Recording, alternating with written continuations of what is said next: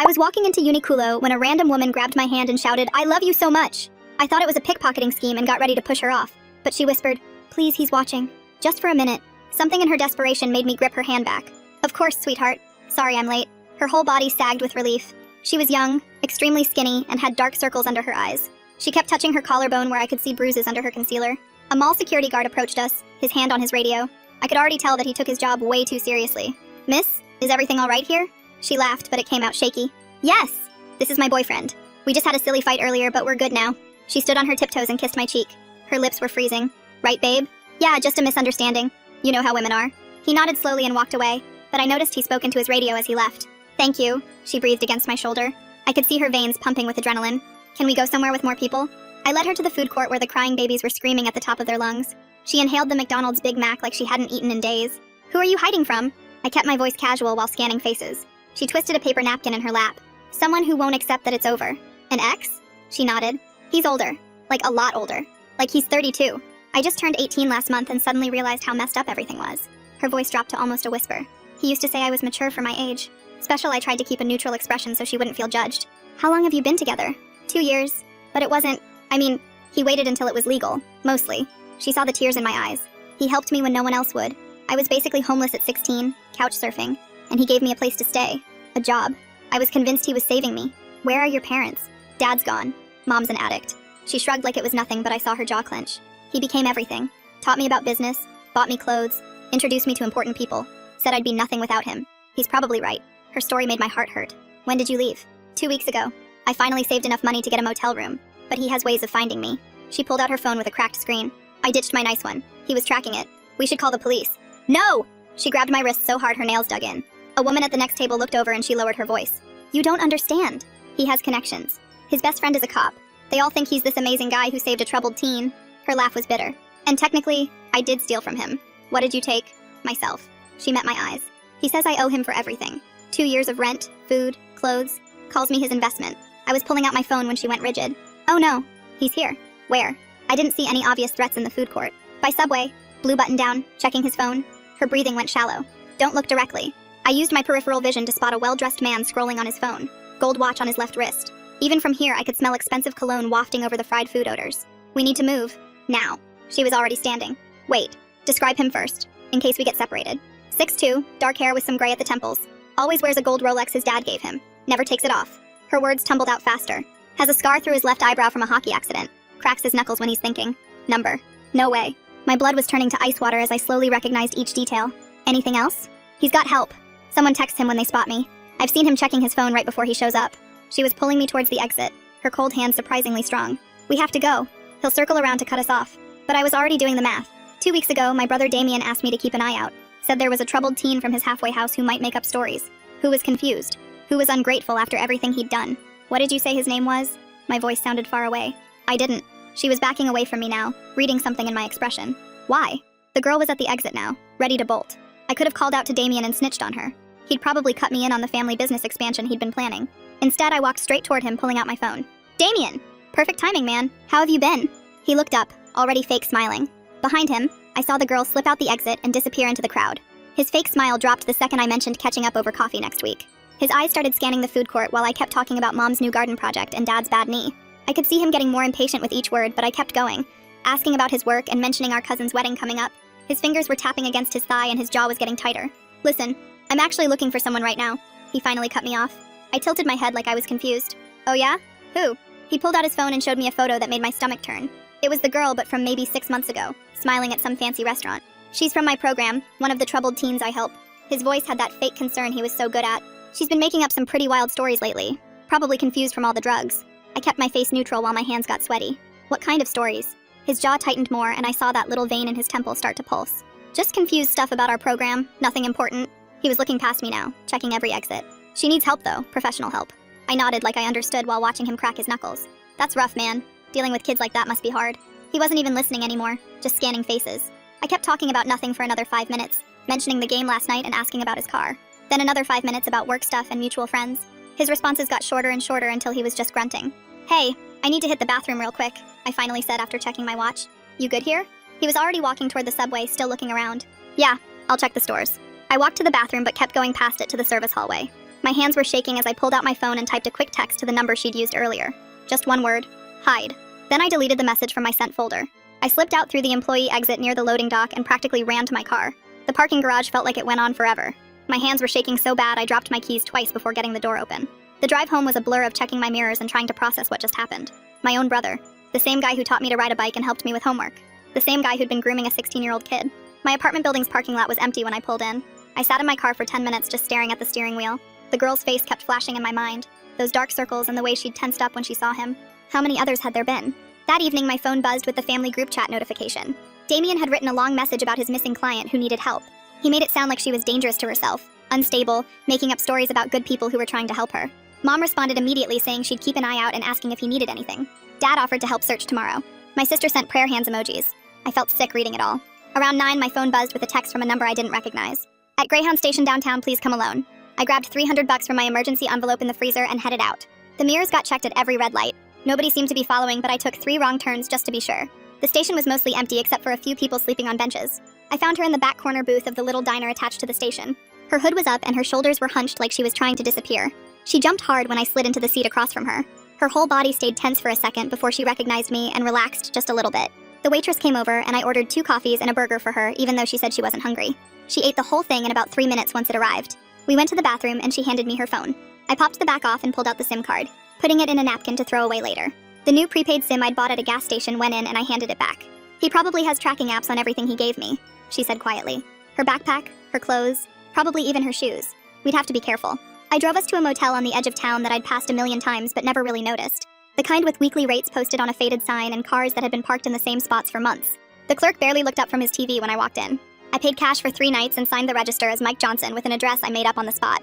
He slid a key across the counter without asking for ID. The room smelled like old cigarettes and the carpet had stains I didn't want to think about. But it had a deadbolt and a chain, and that was what mattered. She sat on the edge of the bed with her hands folded in her lap. I pulled the desk chair over and sat down facing her. I need to tell you something, I said. My mouth felt dry. Damien is my brother. She went completely still, not even breathing for a second. Then she stood up fast and backed toward the door. Wait, please just listen. She stopped but kept her hand on the doorknob. Why are you helping me if he's your brother? Her voice was barely a whisper. Why would you do that? I looked at the stained carpet and thought about all those Sunday dinners where Damien would talk about his halfway house and how he was helping troubled teens get back on their feet. Mom would beam with pride while he described teaching them life skills and giving them structure. Now I saw it differently, the way he'd always pick kids with no family support, no safety net, nobody who'd come looking if something went wrong. The girl's hand stayed on the doorknob, but she wasn't turning it yet. She pulled out her phone with shaking fingers and showed me screenshots of text messages from Damien, where he'd listed every single thing he'd ever bought her, down to the last pack of gum, with a running total at the bottom that kept growing like she was some kind of inventory he was tracking. The number at the bottom said $38,462. My stomach turned seeing how he'd itemized her life like a business expense. I remembered I still had Travis Keith's number saved from last year, when he'd helped my friend deal with a stalker who kept showing up at her work. Travis worked mall security, and was one of those guys who actually cared about his job instead of just collecting a paycheck. He might have saved the footage from today before Damien could get to it. My phone buzzed right then with a text from Damien asking if I'd seen anything suspicious at the mall today. Said he was looking for someone who might be confused and making up stories. I let it sit there unanswered, while the girl watched me with those tired eyes. Hours later, I finally texted him back saying I'd been shopping for jeans in the men's section and hadn't noticed anything unusual. The next morning, I met the girl at a busy breakfast place downtown where the tables were packed close together and you could barely hear yourself think over all the conversations. She looked exhausted, but there was something different in her posture, less hunched, and she told me she'd actually slept for 6 straight hours, knowing she had a locked door between her and the world. Over scrambled eggs that she ate slowly instead of inhaling. She explained how Damien would move her to a new apartment whenever she started making friends with neighbors or coworkers, always saying they were bad influences or trying to use her. The isolation happened so gradually she didn't realize until recently that she'd lost everyone, that he'd become her whole world by design. I borrowed a phone from work that afternoon and called a survivor hotline I'd found online, explaining the situation without using any names. The woman who answered had this calm voice that made you feel like everything might actually be okay, and she said her name was Lizette Moulton, and she could meet us tomorrow if we wanted. That night after work, I went through old family photos on my laptop and found what I was looking for in the 4th of July folder from 3 years ago. There was Damien at our parents' barbecue with his arm around a guy in a police uniform, both of them holding beers and grinning at the camera. Camden Shepard, I remembered now. They'd been friends since high school, and Camden always came to family events like he was an honorary brother. The girl texted me around 10 saying she wanted to go back to Damien's place while he was at work tomorrow to get some of her things, just clothes and maybe her grandmother's necklace he'd kept in his safe. I texted back immediately that it was way too dangerous, that he probably had cameras or neighbors watching and offered to buy her whatever she needed instead. She agreed after some back and forth, and the next afternoon we met at a Target on the other side of town where nobody would recognize us. She stood in the shampoo aisle for almost 20 minutes just staring at all the bottles, and when I asked if she was okay, she started crying right there between the Pantene and the Head & Shoulders. She said she'd never been allowed to pick her own products before, that Damien always decided what shampoo she used, what deodorant, what toothpaste, and now every small choice felt impossible because she didn't know what she actually liked. An older woman gave us a concerned look as she wheeled her cart past, but I just rubbed the girl's back while she wiped her face with her sleeve and tried to breathe normally again. We ended up getting one of everything she thought she might like, filling the cart with bottles and products she'd pick up and study like they were precious artifacts from another world. The whole time I kept checking over my shoulder for anyone who looked like they might be watching us, but it was just regular people doing their regular shopping on a regular Tuesday afternoon. The next morning, Lizette texted the address of a coffee shop downtown with windows facing 3 different streets. I picked up the girl from the motel, and we drove there in silence while she kept checking the side mirror every few seconds. The coffee shop was busy with morning rush customers grabbing their drinks before work, which made it easier to blend in. Lizette was already there at a corner table wearing jeans and a plain sweater that made her look like any other customer. She stood up when she saw us, and her handshake was firm but gentle at the same time. The girl sat with her back to the wall where she could see both exits while I got us all coffee. Lizette pulled out a yellow legal pad and started explaining how these situations usually work without pushing any specific choice on us. She said going to regular cops would probably get back to Camden since cops talk to each other all the time. But she knew other ways to document everything, like taking photos of bruises and keeping copies of texts and emails. The girl told her she wasn't ready for police yet, but wanted to be ready if she changed her mind later. Lizette nodded and said that was completely fine and started talking about safety planning instead. She gave us a list of warning signs to watch for and numbers to call if things got bad. My phone buzzed with notifications from the family group chat where Damien was posting about how hurt he was. He said his client from the program abandoned everything after all he did for her. Dad immediately offered to help look for her, and Mom said she'd ask around at her church. I had to mute the whole conversation before I threw my phone across the room. 2 days later, Travis texted me to meet him at a sports bar near the mall. He showed up with his personal phone and started scrolling through photos he'd saved from the security cameras. The footage showed everything from when the girl first grabbed my hand to when she slipped out the exit. He'd saved it all before the official footage mysteriously corrupted the next day when Damien came asking about it. I gave Travis my backup email that I only used for important stuff, and he sent all the files right there. He mentioned Damien had come back to the mall 3 times asking different guards about the footage. Travis played dumb every time and said the cameras were broken that day, which Damien didn't seem to believe. The girl got an email notification on her old account that she'd set to forward to a new one. It was an official-looking invoice from Julian Burnett, who turned out to be Damien's lawyer. The invoice listed 2 years of housing at market rate plus food and clothing and something called career training. The total at the bottom was $48,000 with a note about payment being due immediately. She started shaking when she read it, and I had to take the phone from her hands. We met with Lizette again the next day, and she brought someone new with her. Josephine Dowling was a lawyer who worked at a legal clinic for survivors, and she looked at the invoice with interest. She said this actually helped our case because it showed financial abuse and control patterns. No judge would enforce a debt from when someone was 16 and being groomed by an adult. She started taking notes about everything while the girl told her story again with more details this time. I reached out to Sergei Golubev through his newspaper email saying I had a story about financial abuse. He called me back within an hour, and we met at a diner outside town where nobody would recognize us. He was interested but said he needed more proof than just our word before his editor would let him run anything. I showed him some of the mall footage on my phone, and his eyes got wider as he watched. He said he'd start digging into Damien's background and his halfway house business to see what else he could find. That night, we were organizing the girl's few things at the motel when she picked up her backpack funny. The weight felt wrong somehow, and she started checking all the pockets and zippers carefully. I grabbed scissors from the desk drawer, and we found a small cut in the lining that had been sewn back up. Inside was an air tag wrapped in fabric to keep it from making noise when the bag moved. We left it right there on the motel bed and packed everything else into my car immediately. I paid cash for a different motel 20 miles away while she waited in the car with the doors locked. The new place was older and dirtier, but the locks worked and nobody asked questions about anything. She couldn't stop checking her other clothes for more trackers and found nothing else hidden. We threw away the backpack in a dumpster behind a grocery store 5 miles from the new motel. The girl kept touching her neck where the bruises were finally fading to yellow and green. She said Damien always knew where she was no matter how careful she tried to be. Now we knew how he did it and could finally stay hidden from him properly. Travis sent another email saying Damien had tried to bribe him for the footage, but he'd refused. Josephine started putting together paperwork for a restraining order using everything we'd collected so far. Lizette called me that same afternoon saying she'd found a place for the girl outside the city limits. The safe house was in an old farmhouse that looked normal from the outside but had cameras everywhere, and women who took shifts watching the road. They'd all been through something similar, and knew exactly what to look for when someone was checking the place out. The girl packed her few things into a garbage bag while I drove her there in my car with the windows down so we could hear if anyone was following. The coordinator at the house was this older woman with tattoos covering old scars on her arms, who showed us the panic button in every room and the back exit that led straight into the woods. She gave the girl a prepaid phone with only emergency numbers programmed in, and made her practice the escape route 3 times until she could do it in the dark. 2 days passed quietly, and I thought maybe we'd gotten away clean, but then Damien showed up at my work right when everyone was heading to lunch. He was doing his charming act for my coworkers and laughing at their jokes while his eyes stayed cold and focused on me. I tried to walk past him to my car, but he followed me into the parking lot still smiling like we were having a friendly chat. "Haven't heard from my investment lately," he said while blocking my driver's door with his body. I pulled out my phone and pretended to check a text while actually hitting record on the voice memo app. He kept talking about how she owed him for everything he'd done and how family should stick together when someone steals from them. His voice stayed casual, like he was discussing a business deal instead of a human being, which made my skin crawl as I kept recording. "She's my property until she pays back what she owes," he said clearly into my hidden phone.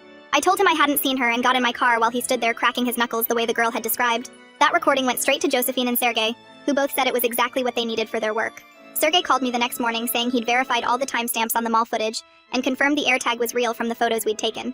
He needed one more person to go on record before his editor would let him publish anything about Damien. I was meeting with the girl at a coffee shop near the safe house when she said something that stopped me cold. "I'm a person, not a burden," she said while stirring sugar into her coffee. It was the first time I'd heard her talk about herself like she had value instead of being someone's problem to fix. She mentioned wanting to get her GED and maybe find work at a restaurant where she could earn her own money without depending on anyone. Her whole posture was different, like she was taking up space in the world instead of trying to disappear into corners. We were making real progress until I got home 3 days later and found an official-looking envelope shoved under my door.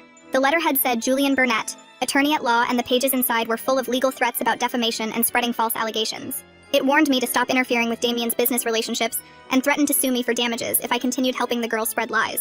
My hands were shaking as I took pictures of every page and sent them to Josephine, who called me back within minutes. "This is meant to scare you, but it has no legal weight," she said after reading through everything carefully. She explained that they couldn't actually sue me for helping someone escape abuse, and started adding the threat letter to our growing pile of evidence. The restraining order paperwork was getting thicker every day with texts and recordings and photos of old bruises that told the real story. That night, the girl remembered something about Damien's scar that changed everything we thought we knew. She was helping me organize evidence when she saw a photo of him and suddenly went pale. "That scar through his eyebrow wasn't from hockey," she said quietly. She explained how he'd hit her one night for talking to a male cashier at the grocery store, and his ring had caught his own face when she'd tried to duck. He'd made her tell everyone it was a hockey injury, and she'd had to smile and nod every time someone asked about it at his work events. We added that to Josephine's files along with the date it happened and which hospital had treated them both that night. Everything was moving forward until the safe house coordinator called me about a problem. A dark sedan had driven past the house 3 times in 1 hour, going slower each time like they were looking for something. The coordinator got the plate number and added it to their security log while moving the girl to a bedroom without windows facing the road. We couldn't prove it was connected to Damien, but the timing was too perfect to be random. Travis finally agreed to help us in a big way when I called him about the sedan. He said he'd go on record with Sergey about the mall footage and how Damien had tried to get it deleted, which would give the reporter enough sources to publish. The story was coming together piece by piece, and Damien couldn't stop it, no matter how many threats his lawyer sent. I picked up my phone that night and dialed Damien's number before I could lose my nerve. He answered on the second ring, sounding annoyed that I was calling so late. I hit record on my other phone and told him straight out that I knew what he'd done to that girl. His voice went cold and quiet, which was always scarier than when he yelled. He said I had no idea what I was talking about, and that the girl was a liar who owed him everything. I pushed harder and said I'd seen the evidence of what he really was. That's when he lost it and started saying how he'd destroy my reputation at work and make sure everyone knew I was helping a thief. He called her his property who needed to pay back what she owed for 2 years of investment. I kept him talking for 5 more minutes while he dug himself deeper with every threat. The next morning, I brought the recording to Josephine's office, where she was already organizing everything into a thick manila folder. She had the text printed out with dates highlighted and the invoice from Julian circled in red marker. The photos of old bruises were arranged by date with medical records from the one time the girl went to urgent care. She added my new recording to a USB drive with the other audio files we'd collected. The AirTag we'd found was sealed in a plastic bag as physical evidence. She said we had enough for a solid restraining order case and probably more. We sat there looking at all the evidence spread across her desk and made the decision together. We'd file the restraining order on Monday, and Sergey would publish his story the same day. No more hiding or playing defense while Damien controlled the narrative. Josephine spent the weekend preparing the paperwork while I helped the girl practice what she'd need to say in court. She filed everything first thing Monday morning and hired process servers to deliver it to Damien at his office building. She specifically told them to serve him in the lobby during lunch hour, when the most people would see it happen. By Wednesday afternoon, Sergey had called Damien's lawyer for comment about his story on financial abuse and grooming. Julian sent back a 3-page response full of legal threats and claims that the girl was mentally unstable. He said she was making up stories for attention and trying to extort money from a respected businessman. Sergey just added the response to his story as another example of intimidation tactics. The court date was set for Friday morning, and we all met at the courthouse early. Camden was already there in the hallway when we arrived, even though he had no official reason to be present. He walked up close and started talking about how dangerous the city was getting and how people needed to be careful. His hand kept touching his hip where his gun would normally be, even though he wasn't in uniform. Lizette stepped right between us and stared him down until he backed away, muttering about just being friendly. Inside the courtroom, Josephine laid out our evidence piece by piece for Judge Fisher. She started with the invoice demanding payment for expenses from when the girl was 16. Then she showed the tracking device and explained how it was hidden in the girl's belongings. The photos of bruises came next with dates that matched text messages about punishment. Finally, she played the recording of Damien calling the girl his property and threatening to destroy my life. Judge Fisher took her time reviewing everything while making notes on a yellow legal pad. When it was the girl's turn to testify, she kept it simple and factual. She listed dates and specific incidents without getting emotional or dramatic. She explained how he controlled her money and wouldn't let her have friends or talk to other people. She described the isolation tactics in clear terms that anyone could understand. Julian stood up to argue that she'd lived with Damien willingly as an adult and owed him for his generosity. He tried to paint it as a simple roommate dispute over unpaid rent. Judge Fisher looked at him over her glasses and asked if he really wanted to argue that an adult man could own a debt from when someone was a 16-year-old child. Julian started to say something about contracts, but the judge cut him off. She granted the temporary restraining order effective immediately and scheduled a review hearing for 3 months out. She looked directly at Damien and warned him that any contact with the girl would result in immediate arrest. She also ordered him to stay 500 feet away from her workplace and any place she might reasonably be expected to be. The bailiff handed Damien the official paperwork while we watched him turn red with anger. Julian whispered something in his ear, and they left without saying another word to anyone. Outside the courthouse, the girl started shaking from all the adrenaline finally hitting her system.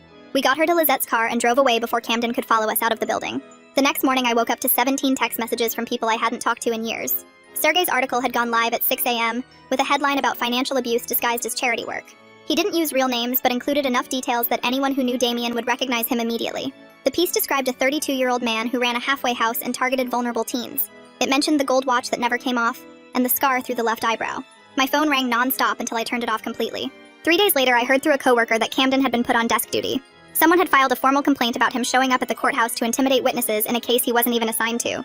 Internal Affairs started digging into his friendship with Damien and found years of favors that crossed ethical lines. The girl called me that Friday with actual excitement in her voice for the first time.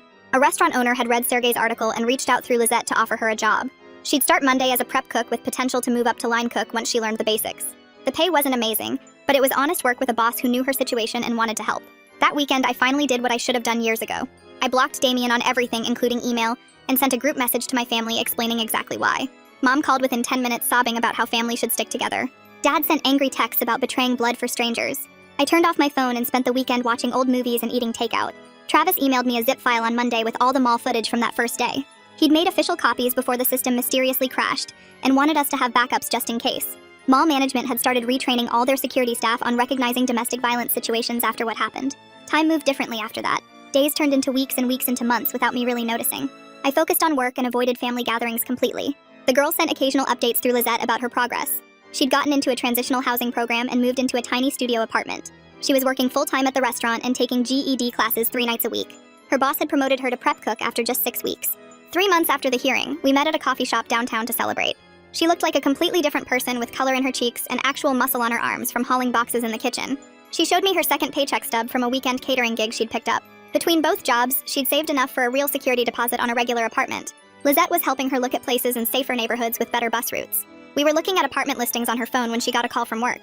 Her manager sounded confused about a flower delivery that had just arrived. The card said they were from someone who missed her and would see her soon. She went completely white and handed me the phone. I could hear her manager reading the card and recognize Damien's handwriting from years of birthday cards. We called Josephine immediately, and she contacted the courthouse. Within 2 hours, police had arrested Damien at his office for violating the restraining order. Camden tried to intervene, but his desk duty status meant he couldn't do anything except watch them take Damien away in handcuffs. The judge scheduled an emergency hearing for the next morning. This time, Damien showed up in an orange jumpsuit with his lawyer looking exhausted. Judge Fisher reviewed the flower shop receipt with Damien's credit card information and the surveillance footage showing him placing the order. She made the restraining order permanent with no possibility of modification for 5 years. She also added 30 days in county jail for the violation with a warning that next time would be 6 months minimum. Julian tried to argue it was just a misunderstanding, but the judge cut him off mid-sentence. She said sending flowers to someone's workplace after being ordered to have no contact showed a deliberate pattern of stalking behavior. Damien's face turned purple, but he kept his mouth shut while the bailiff let him out. The girl started crying in the hallway afterward, but they were relief tears this time. She had a job and an apartment and legal protection that actually meant something. Camden got suspended 2 weeks later when Internal Affairs found evidence he'd been using police resources to track the girl's movements for Damien. My family kept trying to contact me through various relatives, but I held firm on my boundaries. Mom sent a letter saying I'd destroyed the family, but I threw it away unopened after recognizing her handwriting. The girl graduated from her GED program and enrolled in community college for business classes. She wanted to learn how to run a restaurant properly instead of just working in one. We still meet for coffee sometimes, and she tells me about her classes and her new friends from work. Last week, she showed me her lease for a 1-bedroom apartment in a building with actual security and working locks on all the doors. She'd done it all herself with no help from anyone except the people who believed her story. Well, folks, that's gonna wrap it up for today. Thanks for letting me wonder about all this with you. It's always interesting sharing these thoughts together. Subscribe for more content like this.